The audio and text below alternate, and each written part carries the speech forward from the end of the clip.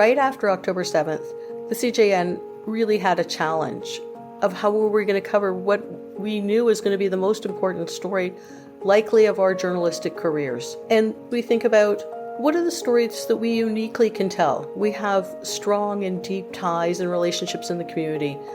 We can go to the same event that everyone else, all the mainstream media will cover, but we will cover it differently. We'll cover it smarter because we have an understanding of the context and the nuance of the communities that we've worked in.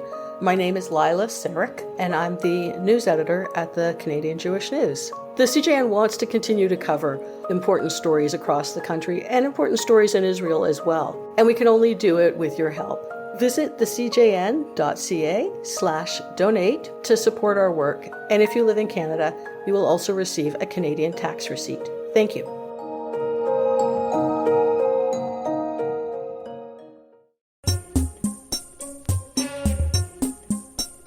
This is Bonjour Chai, the You Had Me at Goodbye edition. I'm Avi Feingold, and I'm here with Phoebe Maltzbovy and special guest host John Kay. We are your Frozen Chosen. On today's show, we talk about Justin Trudeau's resignation. We get into his complicated legacy with identity politics, what was his relationship to the Jewish community, and what the future might hold. All this and more coming right up.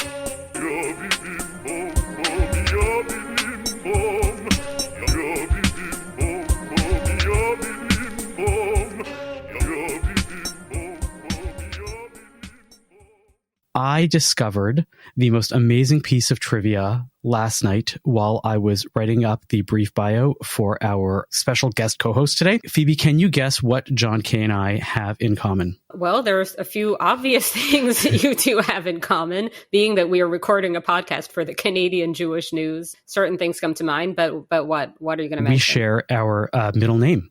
My middle name is also Hillel, and we are the Hillels of the world. Yeah, well, so this is ancient history, but there was this debate among Wikipedia editors about whether they should include my name. So, Wikipedia, you can hit a button and see like the window where all the editors are having the edit history. Yeah. And sure. They were like, some guy put a Hillel and the other guy says, well, why'd you do that? And he says, well, everyone should know he's a Jew.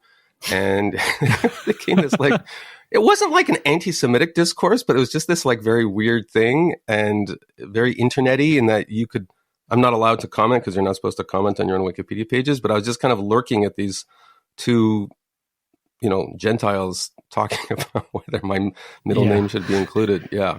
I could digress on this with a Jewish. We're not allowed to digress. The producer said we. But Avi, do you want to say something about your middle name? And then I promise my digression will be much more out there than yours. The only thing that I remember about having that was that when I was running for president of Hillel at Concordia University, I'd be able to say that like Hillel was my middle name. Oh, nice. For me, it was when I went to daycare, I told everyone my middle name was Hello.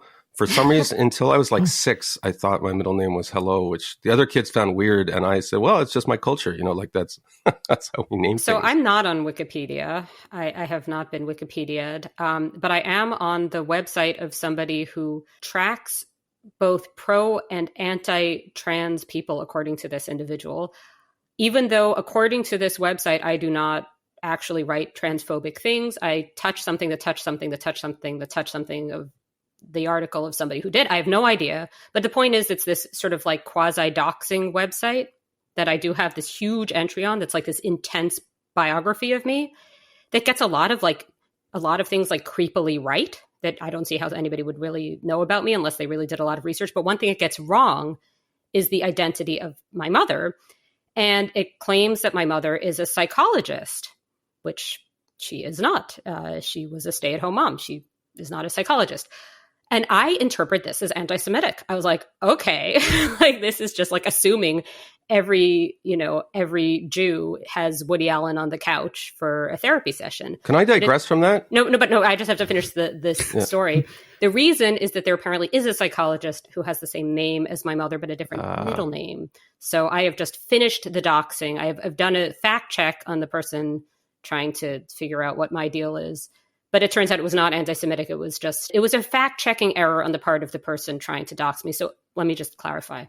I know who this person is, but we won't say it because I don't want people going to this.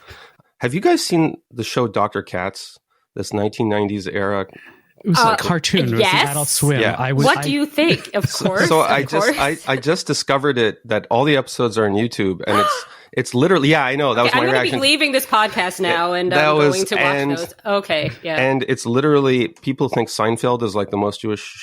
Dr. Katz is an order of magnitude more Jewish in comedy. 100%. Yeah. But so is The Nanny. I mean, once we're talking like what's more Jewish, lots of things are more Jewish than Seinfeld. Yeah, but Dr. Katz I like because it's, although I tried to show it to my kids, and for 10 minutes they just stared at it blankly as if I were like showing them a film in a foreign language. There's something very 1990s about it, but if you take nothing else from this podcast, go watch Dr. Katz on YouTube. I'm so excited about this. Yeah. And obviously, it's a psychologist who's the main character, which made me think of my imaginary mother. Your imaginary psychologist mother.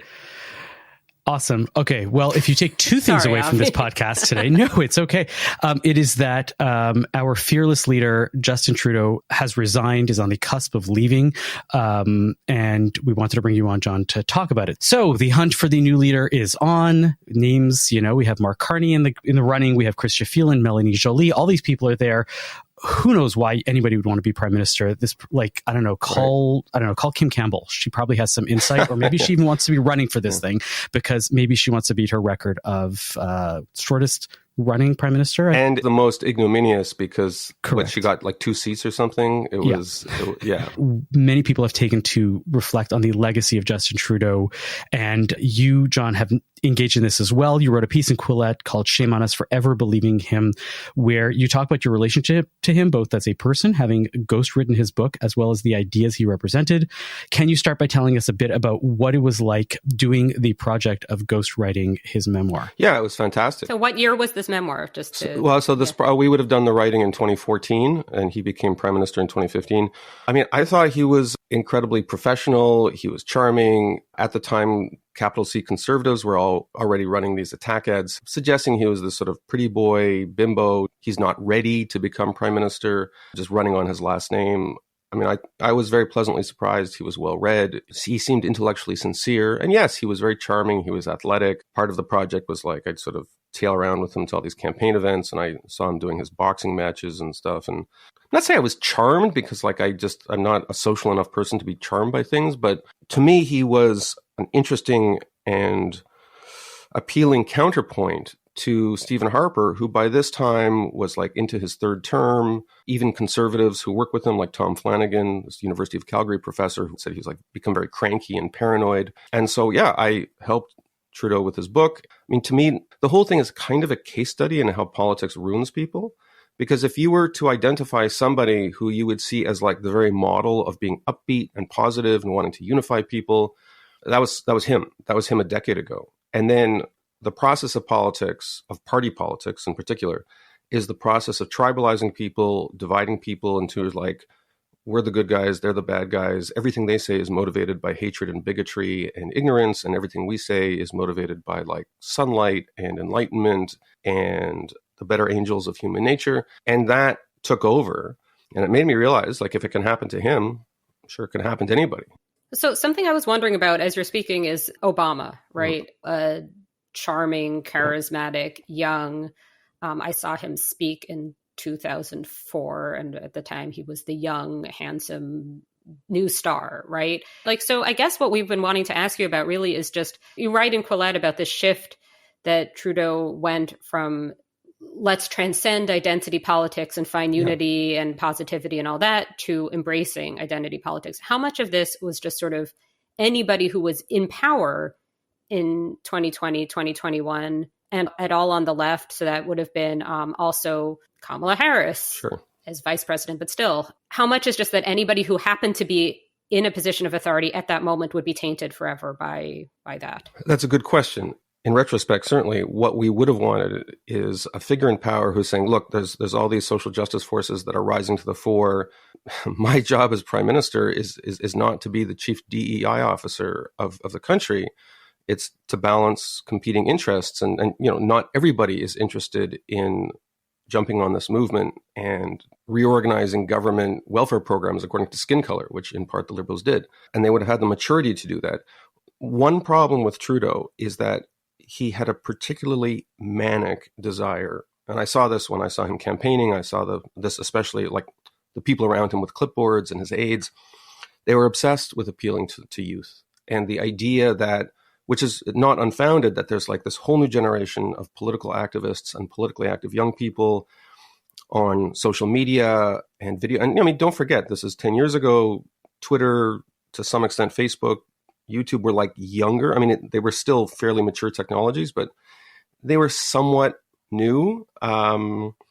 And as a result, there was this mania for appealing to youth culture. And the idea that Stephen Harper, who, if you're outside Canada, he was the kind of stodgy conservative incumbent prime minister on the conservative side, that, you know, his generation was like, you know, gray-haired, early bird special, Del Boca Vista Canadians who weren't going to be around for another 10 or 20 years anyway. So let's focus on the youth. And Trudeau really connected well with youth. I remember there was one particular event. We were at Algonquin College in Ottawa, and these 19-year-olds were like asking him, like, what's your favorite band? What's your favorite video game? Like, and he was just like absolutely connecting. And he could do it in French and English. He could do it in French and English. Conservatives made much of the fact he was a snowboard instructor. Like, oh, you know, how silly. But these things, like, if you're a 19-year-old, it's cool to be a snowboard instructor. Like, snowboarding's fun. I had no problem with it. And when the people with clipboards, you know, these 20-something aides who like purported to be reading the tea leaves of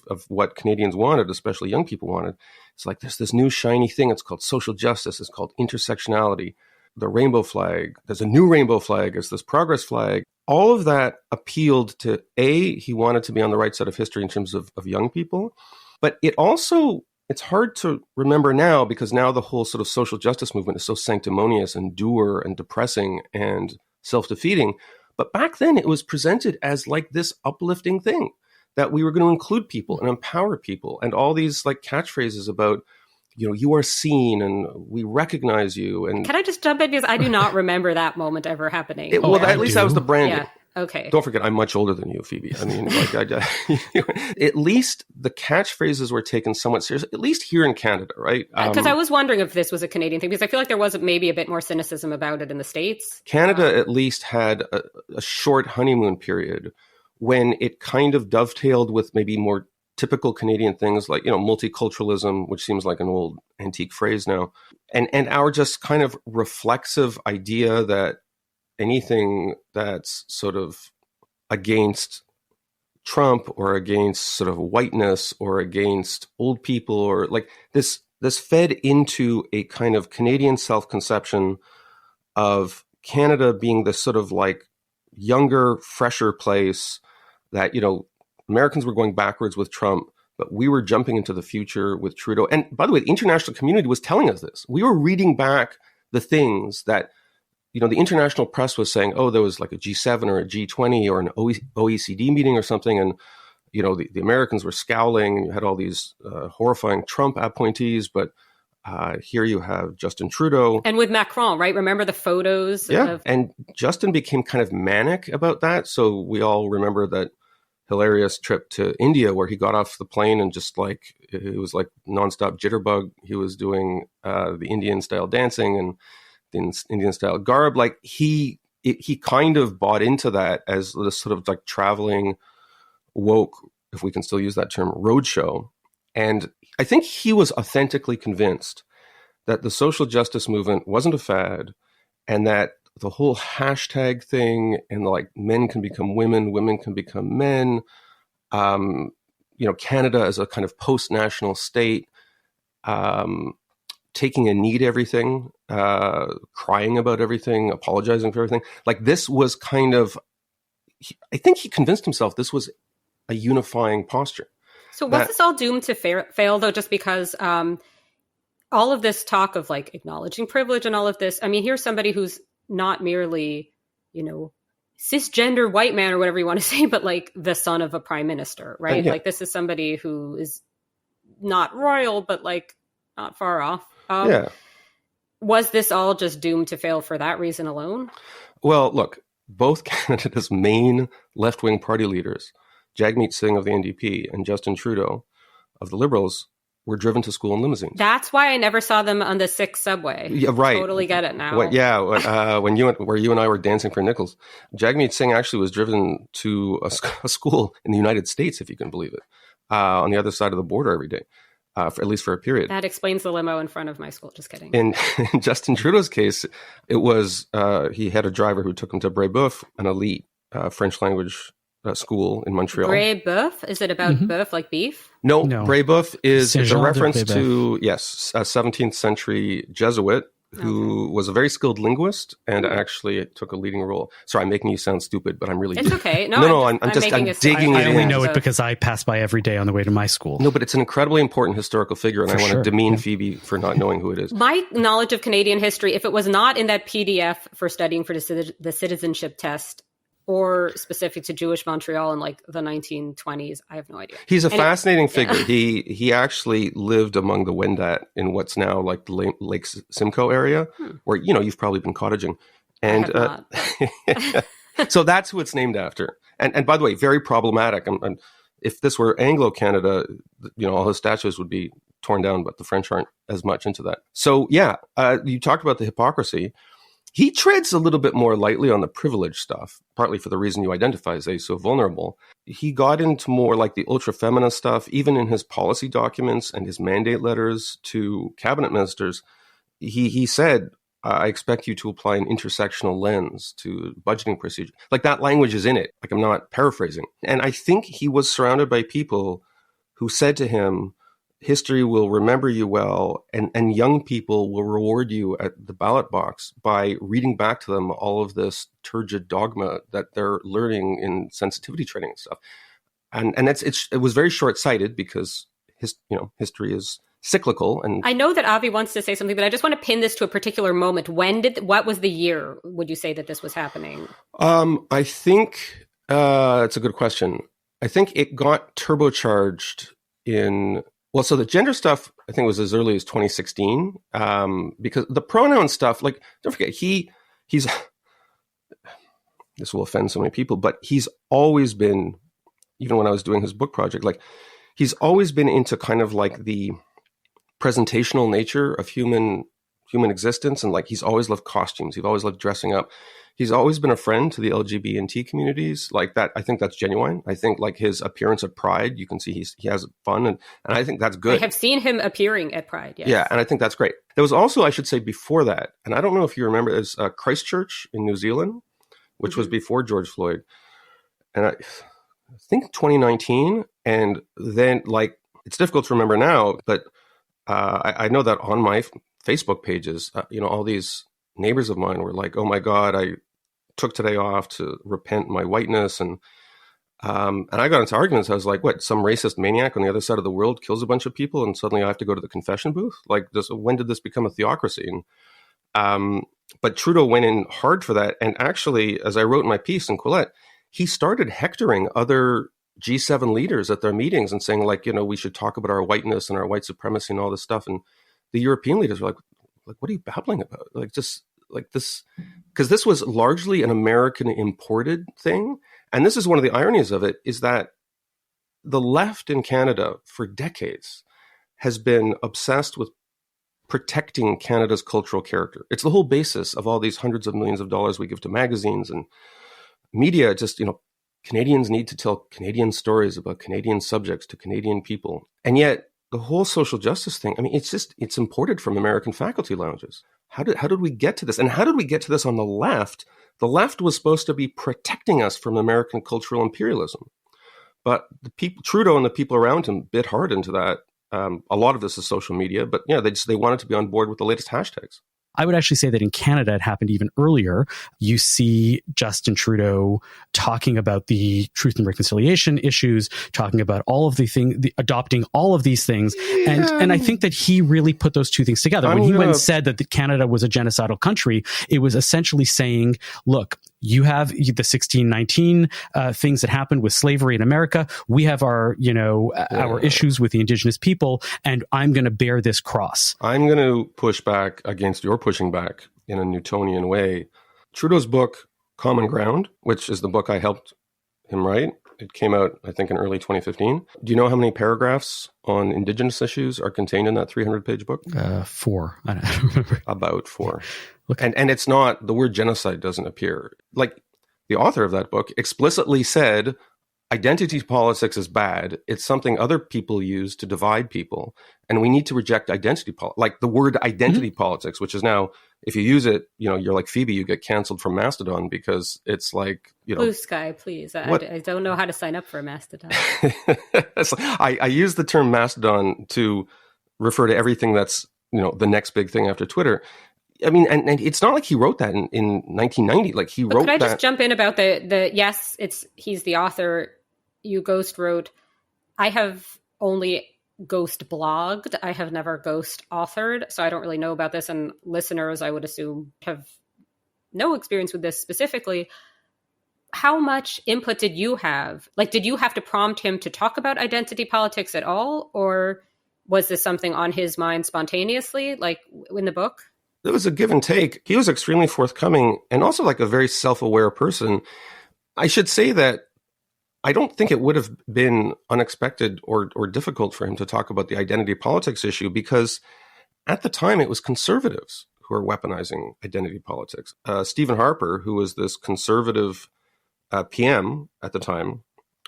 Sorry, I'm used to talking to international podcast audiences, so I sometimes talk as if I'm not. It's helpful to me personally, so I don't object. Right? Yeah, because you're a foreigner. So I mean, he used identity politics, especially toward the end when he was trying to hang on to power. He set up this sort of quote unquote barbaric practices snitch line where Canadians could call if they thought their neighbor was, I don't know, sacrificing a goat or something like that.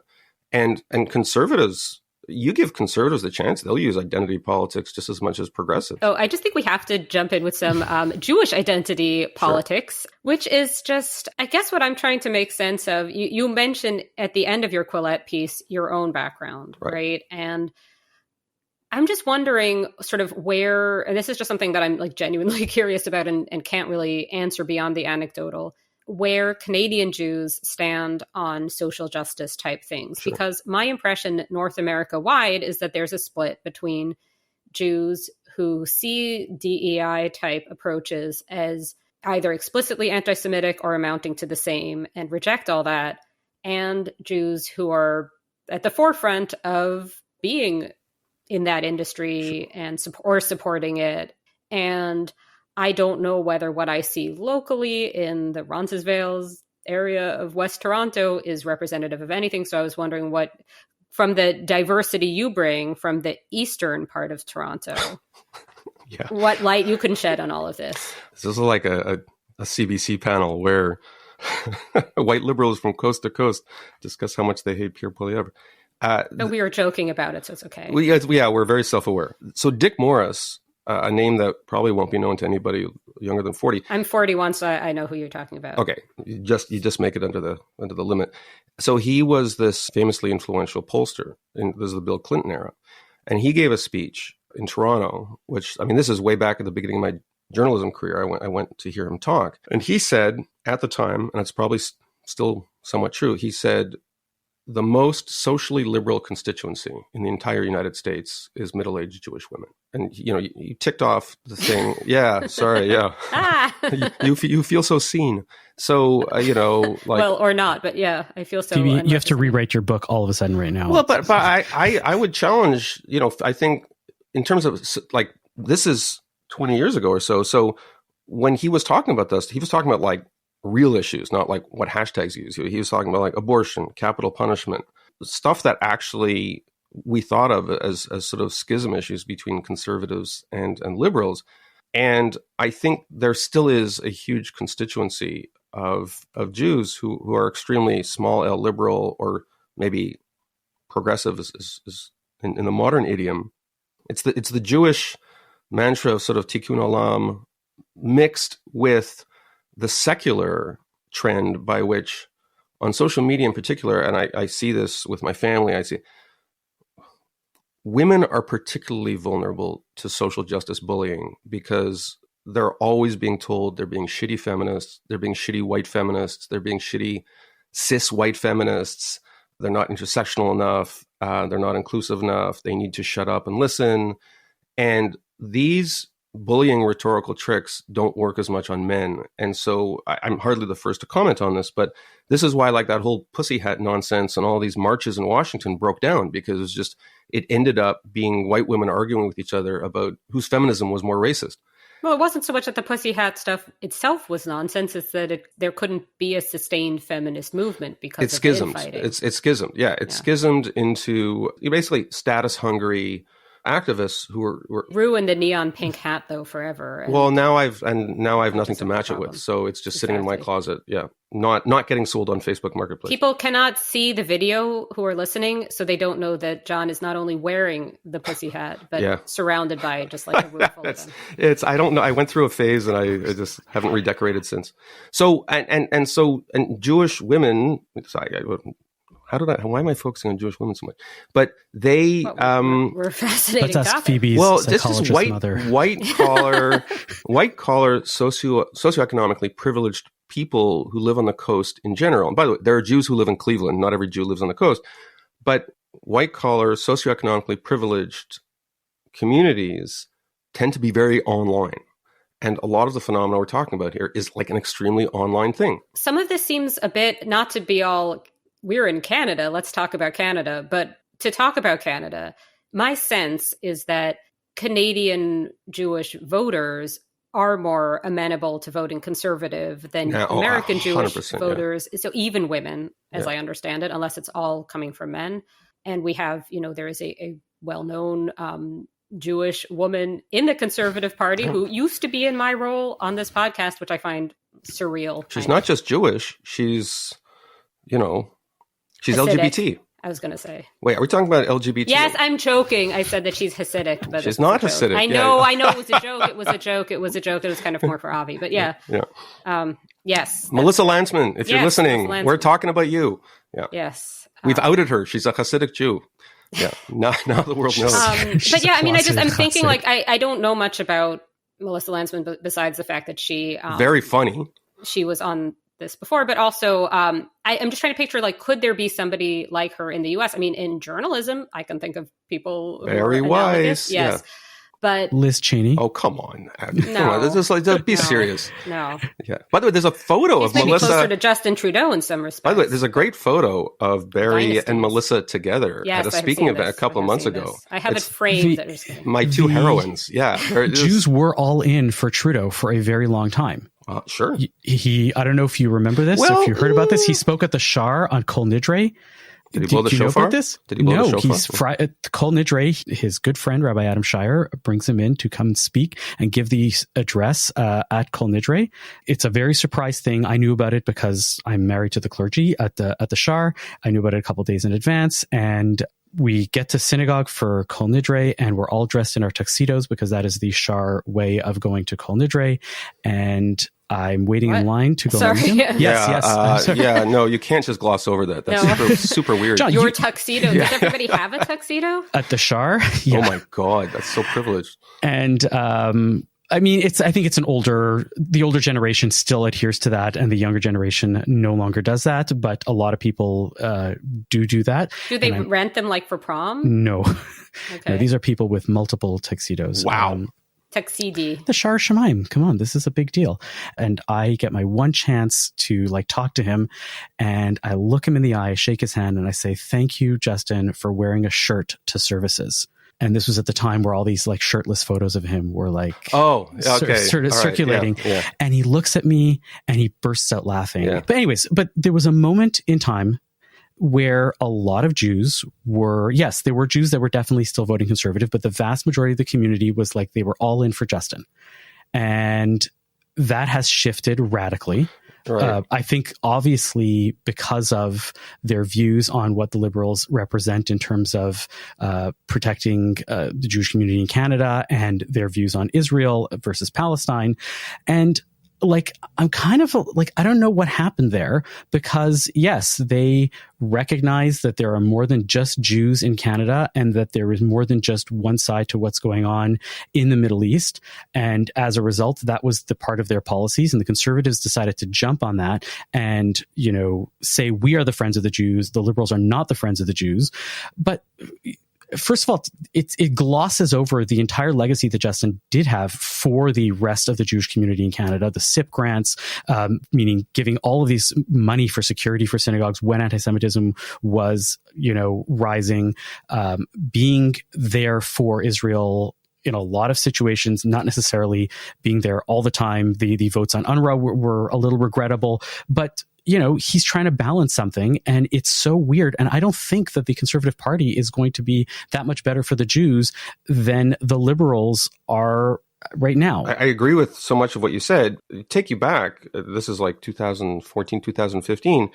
There were elements in the Jewish community who railed intensely against Justin Trudeau, and I thought inappropriately. So I don't know if you remember it, but there was like this huge fight in, I think it was York Center, about the nomination, where you had like dueling Forest Hill mansions hosting like fundraising parties for different people under the auspices of the claim that if Justin Trudeau were elected, that like Israel would be completely forgotten by Canada, and Trudeau would line up in lockstep with Arab and Muslim countries to denounce Israel in the United Nations. And there was a lot of talk about Omar Al-Gabra, who happens to be an Arab Canadian MP, and a lot of it was like inappropriate what people were saying.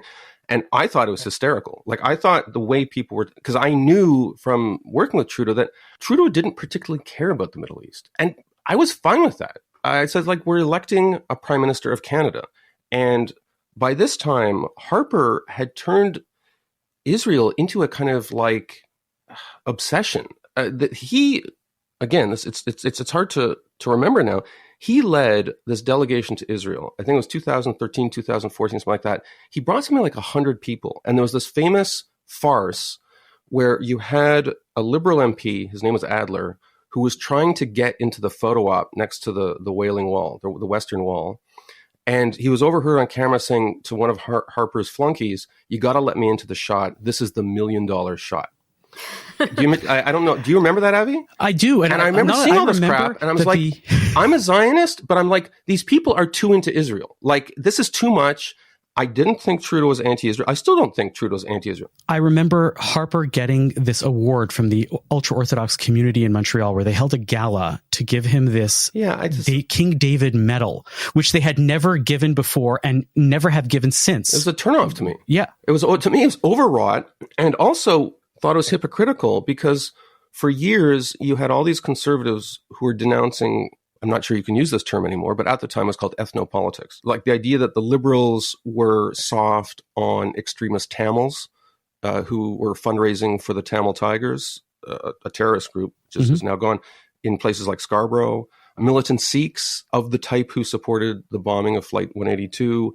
And conservatives rightly denounced Liberals ingratiating themselves to allegedly militant ethno-political factions of the Canadian landscape. My big Canadian Tamil Jewish connection is that MIA, the singer, whose father was a Tamil Tiger, was married to a Bronfman. Wow.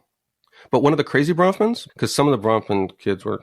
Well, the Nexium, there's the Nexium Bronfmans too. Okay. But anyways, but do people really believe this thing that Poilievre is going to be the same as Harper? I don't believe it. I see that he's trying to ingratiate himself in the same way within the Jewish community, but I don't think that that's like going to happen. I mean, I was just going to like linger another extra second on the Trudeau angle and just say that, again, I think this has something to do with like what we were talking about before of anybody who was a left of center world leader at a certain moment, or certainly in North America, was going to have a certain pushback because of people angry about 2020, 2021.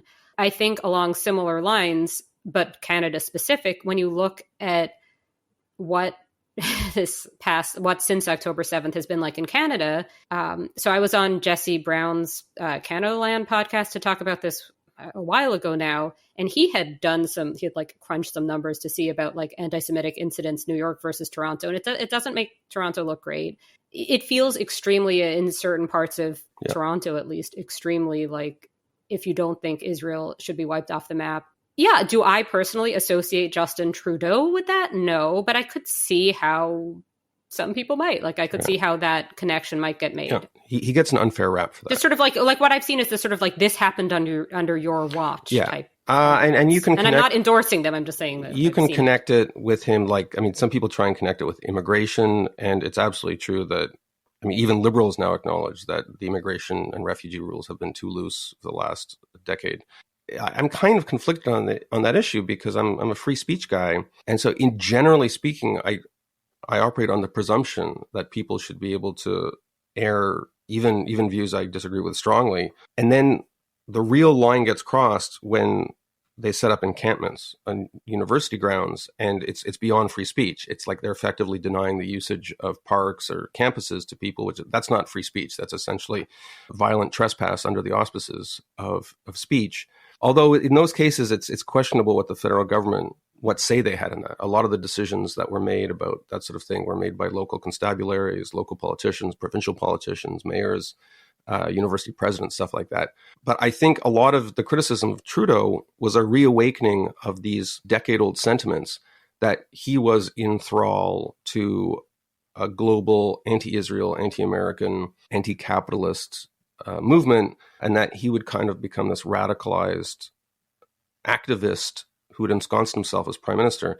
He in a way he did, but it had nothing to do with geopolitics. It had to do with kind of domestic social justice. But could it also just be that the conservative alternative, and I know I repeat myself because I've mentioned this on the podcast before, but that the conservative alternative in Canada seems less potentially menacing to Jews than the Trumpian Republican Party in the United States currently? Before you answer that, I think it's important for our listeners to understand when we talk about proroguing the government, it doesn't mean that we are in favor of autocrats in the South. That's not what proroguing means. Yeah. Avi, you broke the first rule of Canadian podcasting, which is as soon as you mention the word prorogue, like everyone outside Canada falls asleep and like falls on the ground and smashes their head, and like no one cares about our prorogation. Like, we can't even pronounce prorogation. I still don't know what a prorogation is. It's so people think it's either Polish food or it's what it actually is like this obscure parliamentary device with an extra consonant in it for some reason, where you dissolve parliament, usually for the political advantage of the incumbent party, which is what's happening here. I am old enough to have lived through the first prorogation crisis under Harper, and everyone's digging up quotes from back then saying, when will the left have its own pro-Rogan? Yeah. Sorry, this was it has nothing to do with Joe Rogan's podcast. There's nothing to do with Joe Rogan's podcast.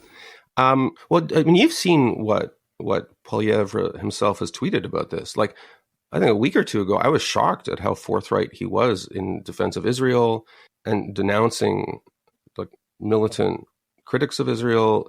I think there's a lot of Jewish voters who would be totally happy for Melissa Lensman to be his kind of Rasputina, sort of whispering in his ear about what he should do on this issue. I think that would be just fine for a lot of Jews. But then, I mean, we also should keep in mind there's a lot of people who probably are actual Jews who go under the banner of things like independent Jewish voices, who, I mean, they're front when it comes to these demonstrations about how Israel's a genocide state and needs to be wiped off the map. You can always find a half dozen, triple masked, blue-haired, self-identified Jews marching under the banner of things like IJV, saying, I am a Jew and I want Israel to stop existing and all this stuff. Naomi Klein, I mean, she hops on a jet and, she's front and center as soon as there's any photo op to be had with people who despise Can I give Israel. A little CJN trivia about Naomi Klein? You kind of look like Naomi Klein, which is kind of that haircut sort of. I think she looks like Naomi Wolf. They're the same person. It's the same, I think, yes. But what I was going to say is that I interviewed Naomi Klein for the CJN magazine, and it must have been on like October 6th or something, 2023, or like maybe October 4th. It was like one of those days, and it would have been a different interview if it had indeed proceeded, had it been a little later. Anyway, because I reviewed that book. So, yeah. What you were saying before about Jews being from the Harper fanatics to the IJV people, I think we've been talking about this on the show, and it's time to recognize the Jewish community is a lot more heterogeneous in terms of their politics 100%. Than in the past. And I guess the thing that I've been pushing back is what is the quote unquote mainstream Jewish community being all in the bag for, and totally ignoring Justin Trudeau's legacy to the Jewish community, and thinking that like the past is all like they're blind to that. Well, yeah, the IJV people were never going to be in the bag for Poilievre, and that's fine. But what does the term mainstream Jewish community mean in I wonder 25 this also. Thank you So for asking. I don't know. I guess when I refer to it, and I talk about this on the show a lot, it's the people that still identify themselves as being what I would call not even synagogue Jews, but Federation Jews. People Right. that think that CIJA is an important institution. People that But give there's to a the reason local that federation. CJF, that the reason that the former federation dissolved. Like there's a reason that Bernie Farber's organization fell apart, because that whole constituency. And by the way, when I said, what does it even mean to be a mainstream Jew? I wasn't asking you. I was using it as a rhetorical device to like grandly enter my own speech about the subject. So, which is as follows, which is that the internet has divided, it's had a centrifugal effect on all communities, because the idea is that as soon as you start going into your internet subsilos, you start radicalizing on those points. So I know people in my family who were Zionists, and like because of the internet became ultra Zionists, because they wake up in the morning, there's 50 emails from 50 different groups telling them about all the outrages that Palestinians did and how amazing Netanyahu is. And those groups also cross-fertilize them into other movements like, vaccine skepticism and climate change skepticism and how great Trump is and how horrifying Trudeau is. And those people see themselves as mainstream Jews because they're in communities of thousands or tens of thousands or hundreds of thousands of people who populate their internet silos, who are Jewish and who believe all these things. Then you have other people who go into other silos who it's like, they're they, them, and they're wearing 3 masks, and they have what used to be called Trump derangement syndrome, and now it's Trudeau departure syndrome, TDS in both cases.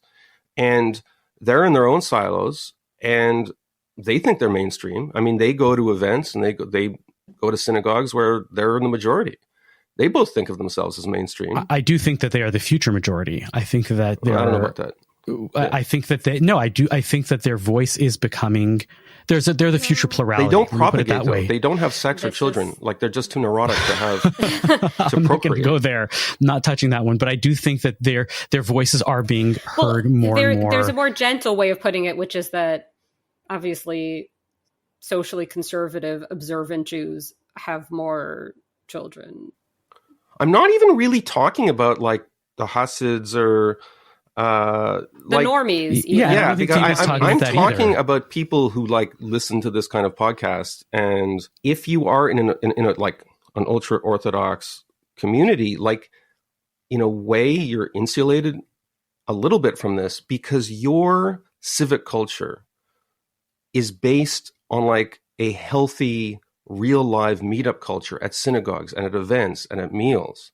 I mean, this is why the COVID pandemic hit ultra-Orthodox communities so hard, and why many of them, in New York, you saw thousands of them gathering. Like they broke the rules because a huge part of their culture is meeting up in person. Okay, so I have this huge temptation to digress about that Atlantic article about people not interacting in person, but I can't because I have to ask you about something else before we wrap up, which is Canada imminently going to be the 51st American state? It sounds absurd. It sounds ridiculous. But you know what also sounded absurd and ridiculous? Donald Trump becoming president of the United States. And I was laughing with the rest of them. What, Donald Trump? Come on. He did a cameo in The Nanny. He did a cameo in Home Alone 2. He's not going to be president. And then he became president now twice. What's up? Is it going to be 51st state time? And what does that mean for A, my taxes as a dual citizen, B, American Haagen-Dazs availability north of the border, and C, anything substantive? This whole thing about the 51st state is insane and lunatic. But it also exposes like this Canadian obsession with listening to everything Trump says and taking it seriously. Like the first Trump presidency, before that, Trump said all kinds of lunatic things about how he's going to rip up NAFTA and babbling about like obscure land disputes and boundary disputes and stuff like that. And we know that 99% of it was nonsense. And he has a very low attention span. So I don't know if you remember, he was like obsessed with Canadian cheese, because Wisconsin has this cheese industry and we subsidize our cheese industry.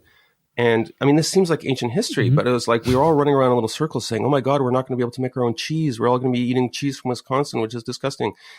And we took that seriously for like 15 minutes. And then his attention shifted and he started like babbling about, his wall on Mexico or some other thing. And that's going to happen with this Canada thing. But when I go on Canadian social media, not only are everyone saying these sort of just randos saying, listen to me, read my lips, Canada will never be a 51st state. You have politicians doing it, which, I guess they have to, right? But then you have like Mark Miller, who's a liberal, saying that Poilievre's tweet about not being a 51st state was insufficiently patriotic. And these are liberals who 15 minutes ago were calling Canada a genocide state. And our national broadcaster refers to Canada as so-called Canada because it's apparently all on stolen land. And now they've dressed themselves in the garb of patriotism, and they're standing up to Trump, who wants to take over our country. Like, the whole thing is a study in hypocrisy. And I can't get excited about it, although I am excited about it. But I'm excited about them being excited about it. I'm not excited about the underlying issue, just for the record. There's this famous saying about midrash and midrashic stories, right? The midrash are the commentaries that the rabbis of the 1st to 5th century and beyond. I know these things. Well, I'm explaining to Phoebe. Okay, right. Okay. Phoebe has this brain that is just so smooth that Avi can tell me something that I actually had already been familiar with multiple times, and it just... So the midrash, Phoebe, and there's these stories, and people ask, well, did the story actually happen? Did God take all of Sinai and hang it physically over the people of Israel? Did these stories actually happen? And people say, if you believe every midrash happened, then you are an ignoramus. And if you believe none of them, then you are a fool. And, they say that about Hasidic stories. And I really believe that about Trump. If you ignore everything that he says, right, then that's a problem. But if you ignore none of it, right, that's just as much like problematic. That's very wise. Yeah. Well, on that note, then, very wise. Yeah. Sorry, that was a little bit anticlimactic for me to say that. Yeah. Will you stick around and do a nachas with us? Sure. Yeah. Excellent. All right. Well, let's get to that right after this.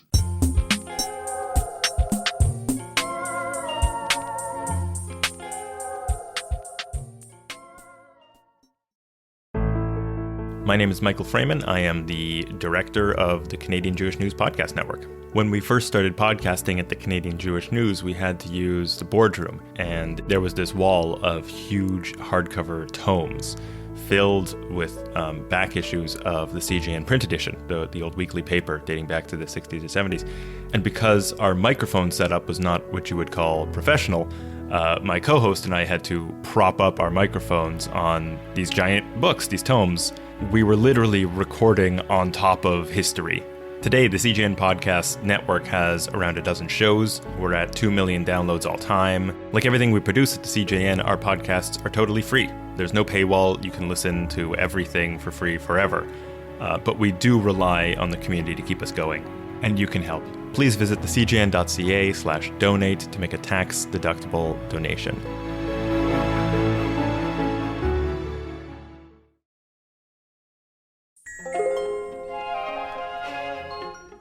John, what's your nachas this week? And nachas is where we brag about ourselves, right? Well, it could be about yourself. It could be about anybody else. My favorite nachas. I was actually found this the most stressful part because you warned me that I'd have to do one of these. And what's that line? It's like when someone accuses in Curb Your Enthusiasm, when he says, "Oh, you're a self-loathing Jew," and he says, "Well, I'm full of self-loathing, but it has nothing to do with my Judaism." So I actually find it very difficult to think of things to brag about. But I'm going to tell you, and my family is listening, they've heard this story like 10 times. But I was in Mexico for vacation, and we were trying to get good pizza. This is like a couple of days ago. And I went to this pizza restaurant, and for some reason, I was just like super focused on getting pizza because I'd had like 50 burritos and they were amazing. But I was like, okay, I want pizza because I don't usually go more than a day or two without pizza. And the waiter comes back to me and says, "I'm sorry, sir, pizza oven was running low on wood, so we can't make you any pizza." And I said to him, I explicitly asked you about the pizza before I came in because I had actually had a similar experience at a restaurant earlier, and you said there was pizza. And he said, no, sorry, I can't help you, but there's plenty of other things on the menu. And I'm actually, even though I get my elbows up on social media, I'm like a real pushover in real life. But in that moment, I decided to assert my rights. And I actually stood up and I said, well, then I'm afraid I have to leave your restaurant. And I don't know where I thought I was going to go because my family wasn't going to leave with me. And it was kind of like the scene in the Western bar where like the piano stops playing and he looked at me and I looked at him. Like it's kind of like the art of the deal. Like I was brinksmanship. And he said to me, I can make you 2 pizzas for 5 people. And I said, okay, that's acceptable. And then I sat down and he brought out the pizzas and they were amazing. But it's like the only time I've ever stood up for myself in a retail context. Usually like people just push me around. And I keep telling this story to my friends. They think it's tedious, but I just... So would it be fair in calling you Karen? No, I thought any speaking up in a retail context was... But it was, I did it in like, I don't want to present... No, I mean, I think you, it's you're paying for the food if you don't want to eat the food. I don't want to present myself as a hero, though I can understand how people would interpret it that way. But Order of Canada. But I actually, like, it's weird. It was like as if some animal spirit within me rose up, and I was surprised to feel myself rise up. Like, and then... Can I ask a question, though? Where did, this has a sort of miracle of Hanukkah quality to it. Yeah. Where did the pizzas come from if they were... Is this like, were they lying about the oven being broken? So he had a pizza chef in back who I'm compressing the story because he actually said it was one of these, let me check and back type things. And he went to who was like 10 feet away, I could see. And it was a woman and she kind of shrugged and said, yeah, I guess if this guy's being a dick, I can make him pizzas. And he came back and basically it was kind of like we have enough wood for 2 pizzas. It wasn't like Hanukkah. I was going to say, and then there was 8 pizzas came out, enough to feed the entire restaurant. I was actually super scared that it was a passive aggressive thing and he would bring out the 2 pizzas and they'd be raw. And he was like, here's your pizza. But kind of like, well, I stuck to the letter of our agreement. And then he'd be the one on this podcast telling the story about how this like jerk came into his restaurant and how he had skewered him. But if you were listening, pizza maker of in Mexico. Yeah. Well, that was also kind of a language barrier a little bit and that's why I stood up and kind of like narrowed my eyes, because that's like the universal symbol of like, I'm calling your bluff type thing. And it was very macho. And it sounds like I'm tempted to do the Curb Your Enthusiasm. Like I'm humming in my head the music because it sounds extremely like you're like the standoff from Curb Your Enthusiasm. It was a total standoff. Are you sure this didn't actually happen on Curb Your So Enthusiasm? you should have my wife on the podcast who's ethnically 1/4 Jewish and went to law school, and everyone thought she was Jewish at law school, and is married to a Jew, and so therefore is like maybe Jewish enough for Bonjour Chai, but she's witnessed the whole thing. And we have entirely non-Jewish guests sometimes. Can vouch for everything I just said, and in fact is incredibly bored of hearing, because like every social engagement we've had since then, I've told this story at great length and kind of acting it out, like getting up. And so if you're asking for nachas, I admit I'm kind of scraping the bottom of the nachas barrel, but there is some nachas residue that I found that I have shared with you. Amazing. Yeah. Amazing. Phoebe, what's your nachas? It's also going to be food related, but it doesn't involve that doesn't surprise me doing anything at all, apart from my husband and I went with our 3 and 6-year-olds to New York over It's a good break. thing you didn't leave them. No, we left them, and it was Home Alone 10, Lost in Toronto. Oh my God, I have to interrupt your story because we live in the northern suburbs of Chicago now, and we were going to see Home Alone on Christmas Day at a drive-in, the whole family, and we decided to make a digression to the Home Alone house, which is about a 10-minute drive away from us. And there was all of this traffic, and we thought that there was maybe like a really big church, and it was like a church service. It was Christmas Day, and they were like directing traffic.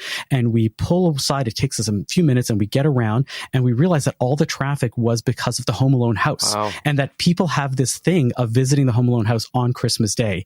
And there were like throngs of people. That must be weird if you live in it. Yeah, apparently it's a private house. They don't open it up to the public, and there's a gate, but everybody's there taking pictures, hanging out in front of the Home Alone house on Christmas Day. Am I the only Canadian on this podcast? Like you? No, I'm Canadian. I just live in the States right now. I'm a Canadian citizen sitting right here in Canada, so I'm as Canadian as the next person. All right. All right, Phoebe, your story. Keep going. Well, I'm going to have to digress it into a different one now that you've said this. So my nachas was going to be the fact that in the time since I was last in New York, which was like 1.5 years or so ago, since then, there's like a new Starbucks in town, but not Starbucks, a different chain that has taken over New York. which is Bread's Bakery, which had already existed before, but it was like this thing I would go to occasionally in Union Square, whatever. But now that seems to have become just absolutely ubiquitous. And it is a Danish-Israeli fusion bakery with a lot of French pastries, perfect for my family of Jews and Belgians, I guess, because it has all the types of stuff we like. And I really enjoyed that. And I also enjoyed the sort of unapologetic Jewishness of it. How is that place not being protested for? Well, that's the thing. Being genocide? New York is different. Right. New York is different. It's everywhere, Bread's Bakery, and it's very nice. But now I realize that my nachas should have been something else, which is that the nanny house, the house from the show The Nanny, is in the neighborhood I grew up in. And I did not realize this, but I paid homage. I walked over there and had my husband take a picture of me in front of it. There was no throng. There was no traffic. This is not a thing. This is the Fran Drescher show? Yes, absolutely. Oh, There is no tradition of visiting the house from the nanny. This was not Christmas Day either, but I don't think there's any day of the year, but there should be. I think there ought to be a tradition. So that's that. That's what I've got. Avi, your turn. There were so many things that I was doing over the past few weeks, and every time it was like, oh, this would be a great nachas. Oh, this would be a great nachas. I went to a Hanukkah pop-up bar. It's like apparently a thing to have Christmas pop-up bars, and this one bar decided to like have decorate their whole like bar with Hanukkah themed like tinsel and all that and make it a Hanukkah pop-up bar. It's like, oh, this would be a great nachas. I'm putting that one aside. But the thing that I am going to call out was that last week, just totally randomly, like out of the blue, I found this show on Netflix that's this Israeli show that just totally bowled us away. It's called Seven Figures, and it's about these people who win the lottery in Israel, but before they get their prize, they have to go to this like group therapy session for like 8 sessions. Led by my mother. Led by this psychologist who's barely hanging on herself, and that they have to like get all of this counseling for what happens to people who win the lottery before they actually get the money. And it's hilarious and poignant and beautiful and sad and touching. Great premise for a show. A lot of fun. Go check it out on Netflix. It's a great premise for a show, but it also reminds me of those things where they give you a free weekend at a timeshare, but you have to spend 3 hours in a seminar to hear, which is always a terrible deal. And yes, never do it. And also, I'm glad that you talked about group therapy because it gives me a pretext, albeit a very thin one, to go back to Dr. Katz and talk about how the receptionist on Dr. Katz, I didn't realize this until I dove into a Wikipedia wormhole on Dr. Katz. Laura Silverman is the sister of Sarah Silverman. So when you're listening to the receptionist on Dr. That's Katz, who it is? Yeah. How crazy is that? What? Yeah. So, and she's like the best character. I mean, she's kind of a minor character, but she's. I used to watch this all the time. I'm so excited. Go watch it again. Her other sister is a rabbi. Yes. Did you know that? Really? Yeah. It's like the Bronte sisters or something. I mean, that's incredible. Wow. Good for the Silvermans. Good for the Silvermans. Yeah. All right. Yeah. Thank you for listening to Bonjour Chai for the week ending January 11th, Shabbat Parashat Vayechi. The show is produced by Michael Fraiman, edited by Zach Kauffman. The executive producer for CJN Podcast is Michael Fraiman. Our music is by So-Called. We are a project of the Jewish Living Lab and are distributed by the CJN Podcast Network. You can listen to all our past episodes on our page at thecjn.ca/bonjour, and you can subscribe to the podcast and automatically receive all episodes on Apple, Spotify, or wherever you get your podcasts. We'd love it if you told a friend about Bonjour Chai. It is one of the best ways we get new listeners. As always, you can email us with comments at bonjour@thecjn.ca. There's not that many news outlets that are covering Canadian Jewish arts these days, so we're really doing something unique. Hi, I'm Ilana Zakon. And I'm David Sklar. And we're the hosts of Culturally Jewish. In these times right now of growing anti-Semitism, I think a lot of Jewish artists are feeling very isolated from their own arts communities. You know, it's very isolating being in the arts world in Canada, and we get a chance to meet people from all over the country who are dealing with it in all sorts of different ways. It also makes me feel more proud to be a Jewish artist right now. We would say there's no one out there who understands what we're going through, who feels the way we feel. Are we going crazy, right? Or is the world going crazy? And when we get together and we chat with these artists, we say we are not alone, that there are other people who are going through the same thing. And it actually makes me more proud to be a Jew and a Jewish artist. To support our work and to keep up to date on everything that's happening at the Canadian Jewish News, visit thecjn.ca/donate.